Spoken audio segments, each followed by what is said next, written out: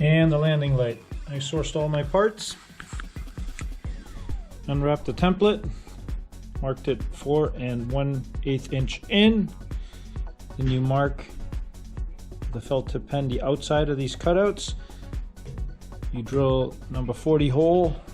That wasn't good. Top and bottom. And I'm going to remove the template, continue these lines, oversize these to, I believe it's a number 11, and figure out a way to cut it out.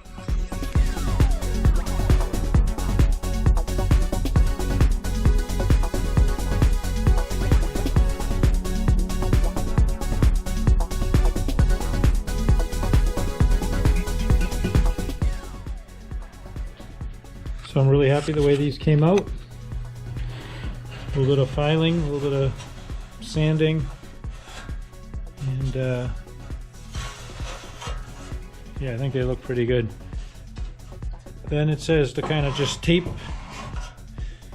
well, it says to assemble these brackets, tape them in place and eyeball them, but I ended up measuring them. Just grab the center from here in and then measure these to the best of my ability. There's nothing real precise on it, but at least they're uniform. 3/16 away from that opening seems to make them work, sit pretty centered. And then I figured any minor adjustments can be made by just bending the tabs, and obviously you can go in and out. So basically transfer drilled these holes, and I'll move on to the next step. Well, the next step is the aileron bell crank assembly and the flap bell crank assembly.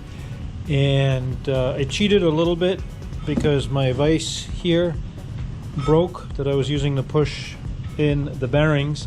So I brought them to work and I just pushed those in, and I also had the C-clip pliers at work. And I did have a 5/8, it wasn't actually a drill, it was a chamfer thing, and I cleaned this out like it said to with a 5/8 drill bit.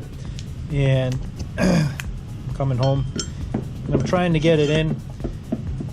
Could I get it in? Yes. I would never get it out, so I ordered a $15 5/8 drill bit from Amazon, I believe, along with the safety wire and some other stuff. Long story short, I'm gonna put this project on hold, and I'm moving on to the wing spar assembly.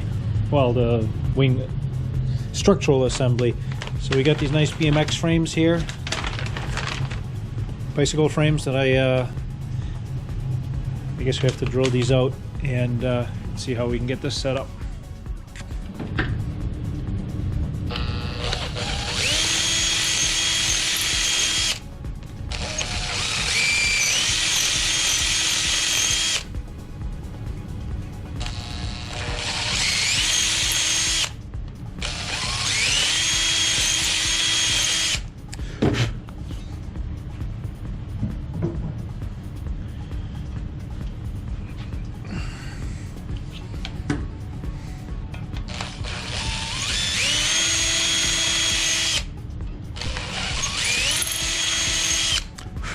I already did this one.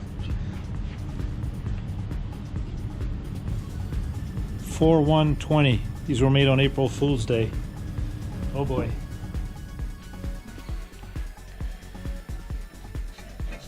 So now that we have these drilled out, the catch was, I've kind of been fearing this since the beginning. How do you get your arms in there? And basically have to push the bolt through and then the nut on the other side. Now I haven't put the nut on yet, but here's a little thing that I came up with. So first thing I did was stick my hand in here, and then I like panicked.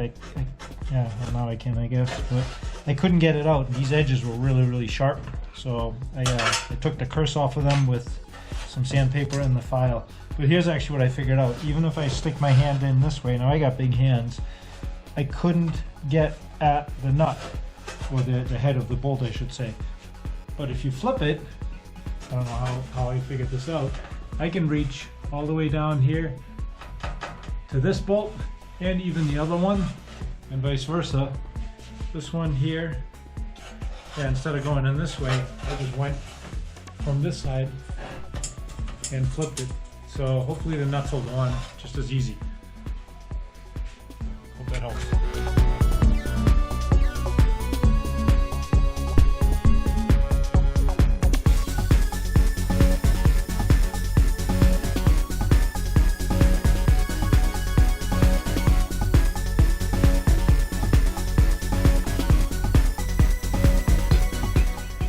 So that last shot might have been a little short, but you can see I got them all on, and I haven't tightened them yet.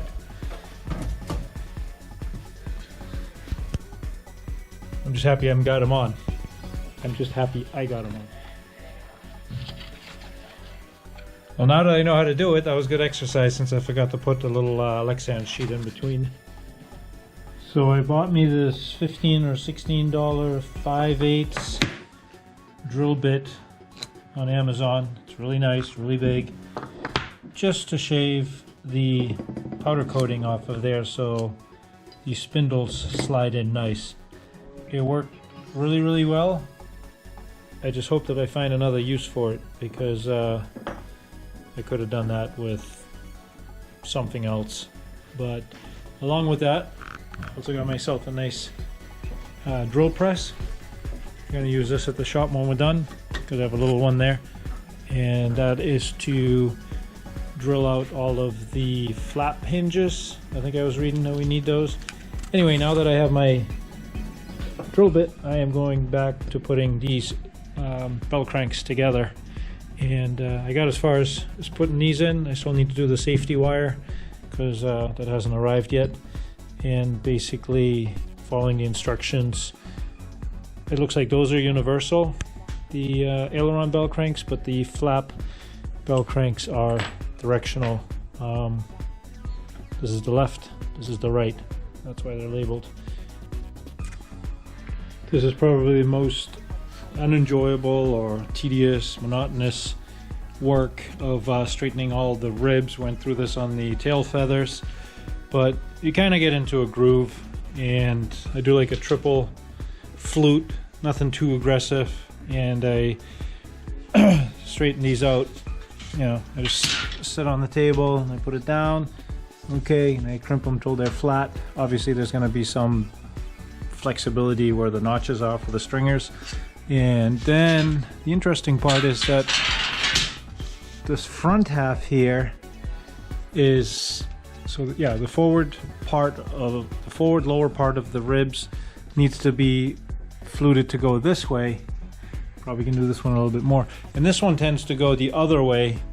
It actually tends to bend up, so you almost want to stretch this part to get it to go down. So what I did is I basically just take it, I do it with two hands here, and bend it on the table just ever so slightly. Obviously you don't want to crease it until I get it flat. So each one takes about 5 or 10 minutes depending how it is, and I got through these ones.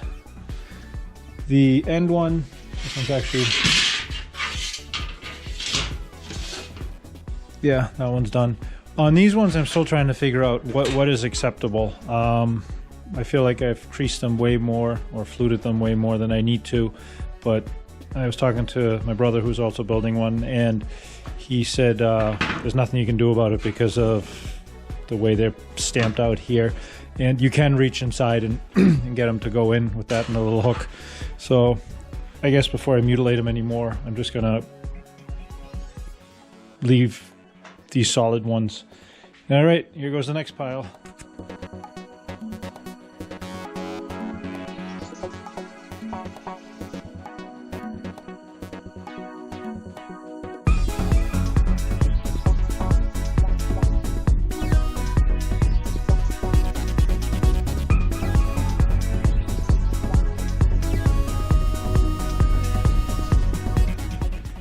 So I forgot to video this, but I cut this piece out of all the little pieces. Sorry, there's 8 flap hinges that came in one big assembled piece that you had to cut apart. So I brought home a bandsaw, and that worked pretty well, and then I just filed the edges clean. I got myself a little mini vise on Amazon, 99 bucks, but works really, really well.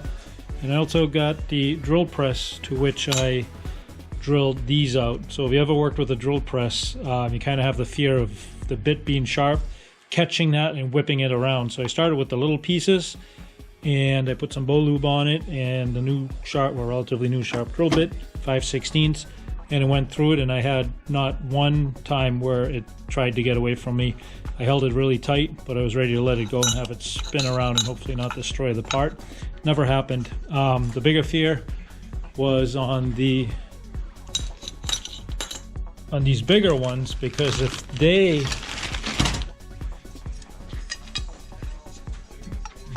catch and whip around, you know, they're not gonna make it, and probably destroy it or really chew up the inside of this. Regardless, it didn't happen, and it actually went very smooth, so I was happy about that. I got all my fingers. Next on the instruction list was to locate all the proper ribs and put the hinge arm, let me get that right, the aileron hinge arm, a bell crank doubler, flap hinge arm, another flap hinge arm, the Teleflex and bell crank mount doubler. The Teleflex cable is the cable that will activate the flaps, and another flap arm.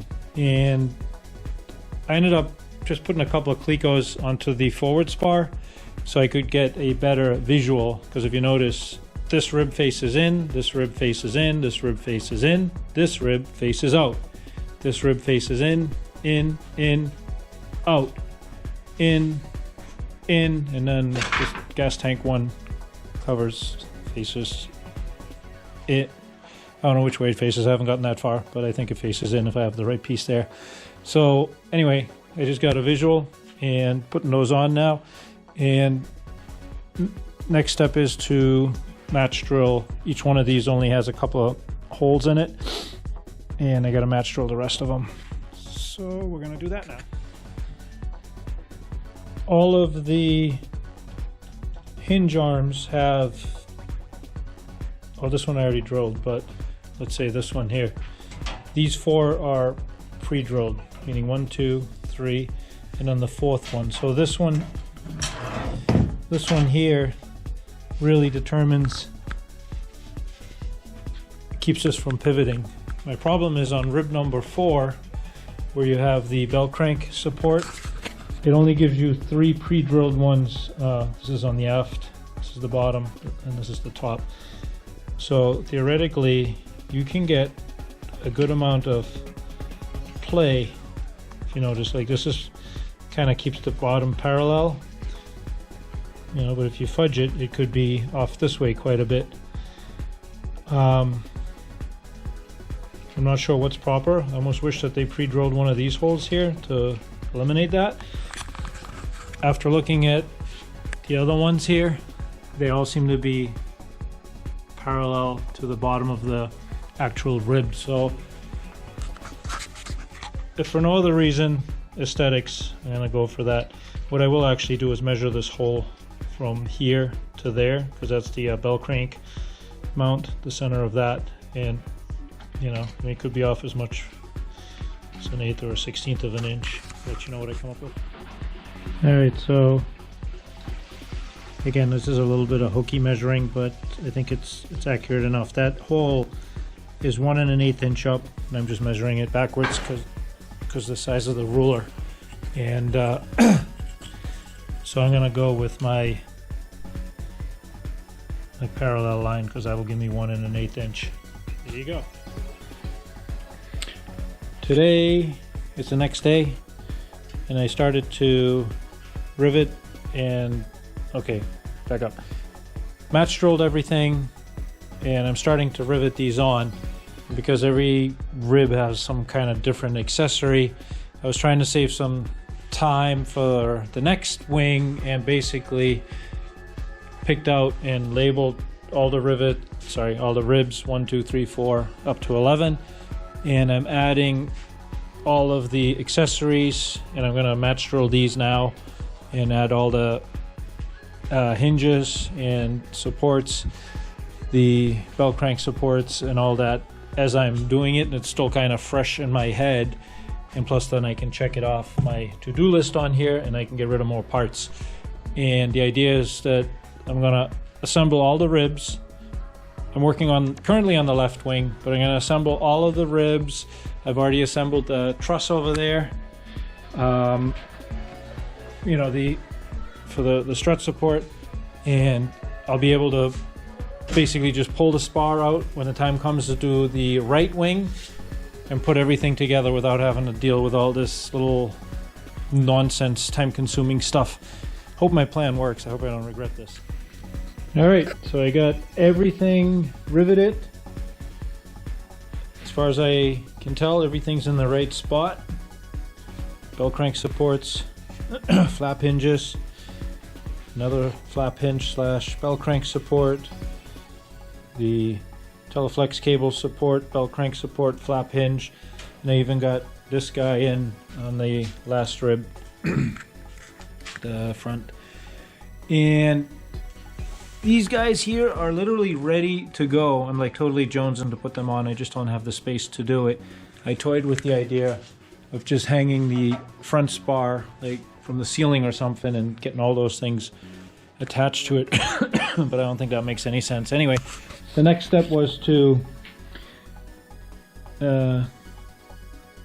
line that up and then rivet these front ones. So I haven't actually riveted them yet. I didn't even go as far as tightening this guy, and just in case I had to undo it or I forgot something, but I think the time has come to tighten that. And as many people have said, it's kind of a pain in the butt. So I literally came up with my boroscope in there. I don't know if you can tell, but yeah, so that's my hand reaching in there. I have a socket on it, and I have a wrench inside there. You really need small hands to make it work, which unfortunately I don't have. So I have a torque wrench that I'm going to get as close as I can, even though nobody knows the real torque setting for these because of the friction inside there, the friction of the locking nylon and all that. But I think if I go close to 80 on that, on the nut side, it should be good. So that's what I'm working on now. Well, my 80 pounds was off quite a bit. It's supposed to be between 100 and 140 pounds plus the friction of this shear nut, which adds another 20 pounds or so. So disregard that. Anyway, got that all bolted in and got all the front spars riveted, and then got my bell cranks bolted in, and I don't know, I probably went too happy on the torque seal. I have the one for the flap hinge ready to go, and next up is going to be inserting the cable for the aileron bell crank, and that's where we're at today.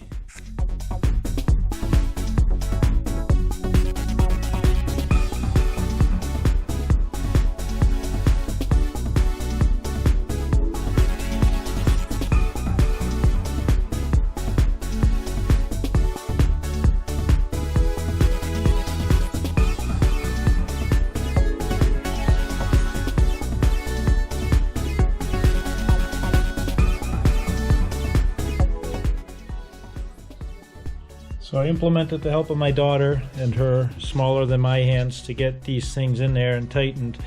And this ancient little Costco boroscope that I bought really came in handy. And the torque, like I said, I have this little torque wrench and I actually bent it a bit. So it's a little bit of a guesstimate on how tight they are, but they are well over 120 pounds, and that includes the friction of the nuts. So I think we're good on that. And I also have the Lexan sheet in there. And if you haven't noticed, I am now doing the right wing. So since I have all the parts prepared, I figured it'd be a good time to just do it. Again, the parts are there. That's not a good spot on the floor, but we had to move it just so we don't knock it off. And we're going to assemble the right wing to get it to the point of the left wing, which is over there.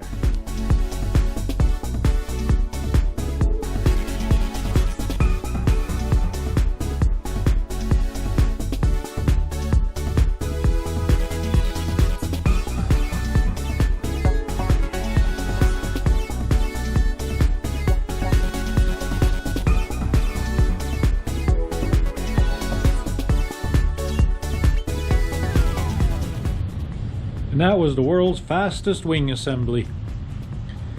Get it all bolted in. Again, all the accessories are already mounted to the ribs, so that went pretty smooth. According to the instructions, I double and triple checked everything. And got my little inspector here. Make sure that all the ribs are going the correct way and all the correct accessories are attached to it. And now we're gonna rivet them.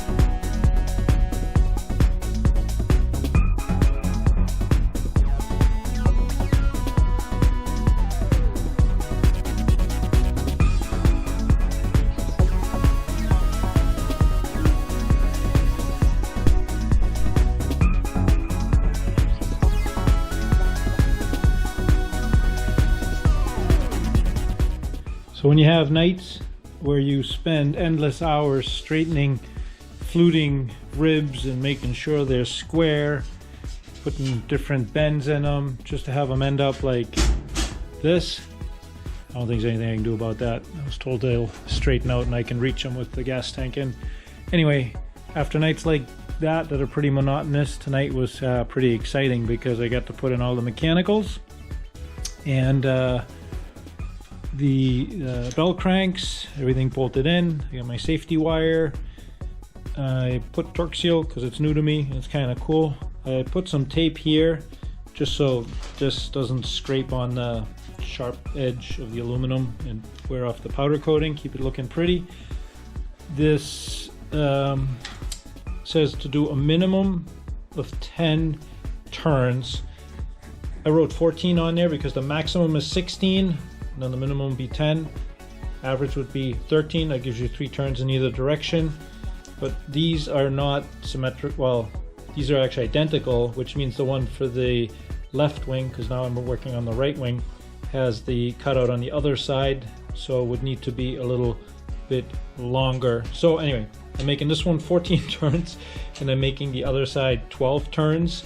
I assume this is not intended to be adjusted afterwards, so I tightened that on there and I put some blue Loctite on there. And then, yeah, I still got my tape on here from where the gap seals are gonna mount, so I don't put any hinges in. I'm not sure if I was supposed to mount this yet, but that's all coming out again anyway. Another YouTuber was saying that he had a clearance issue here. I just wanted to check. I do not, so I'm happy about that. And as I'm checking off in here, you can see all of my little notes, and basically because I'm working on both wings, unlike smart people who build one wing and then build the other, I decided to do both. I got one kind of over there and then decided to take this one on, and what I did is basically everything that's on the left wing already done, I checked off in black pencil, and then everything that's on the right wing done, I checked off with a red pencil.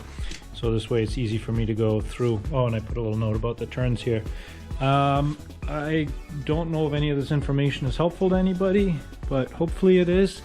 I'm having fun documenting it, and today was a lot of fun getting the wing to this point with things that move. Everybody likes things that move, so that's pretty cool.